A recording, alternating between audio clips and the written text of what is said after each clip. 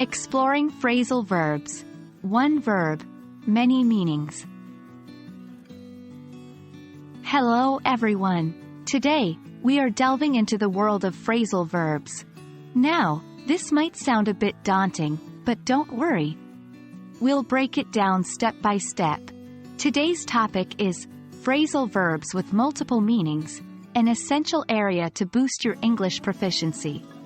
So, buckle up and let's get started. Phrasal verbs are a combination of words, a verb and a preposition or an adverb, that together, take on a new meaning. They are incredibly common in everyday English conversations, so understanding them is vital for fluency. For instance, the phrase, look up, as a phrasal verb, it can mean, to search for information, or, to feel admiration for someone. Many phrasal verbs can have 2, 3 or even more different meanings. These meanings can depend on the context in which the phrasal verb is used. For example, consider the phrasal verb, break down.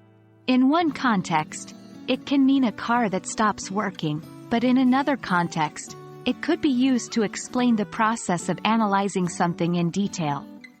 Fascinating, right? Let's look at some examples to clarify the concept further. Turn up. This can mean to increase the volume or the intensity, or it can mean to arrive at a place. Take off. This can mean the action of an airplane leaving the ground, or to remove something, like an article of clothing. Check out. This can mean to complete your transactions and leave a hotel, or to look at something or someone attentively. The list is endless. To master these multiple meaning phrasal verbs, it is crucial to practice and use them in context. Reading English books, watching English TV shows, and conversing in English will expose you to these phrasal verbs in their natural context, helping you understand and remember their different meanings. Don't forget to practice, practice, practice. Phrasal verbs can be tricky, but with patience and practice, you can master them. Remember, learning is a journey, and every step counts. So don't rush. Take your time and enjoy the process. Keep practicing and using these phrasal verbs in different contexts. In the end, you will see a significant improvement in your understanding and use of English.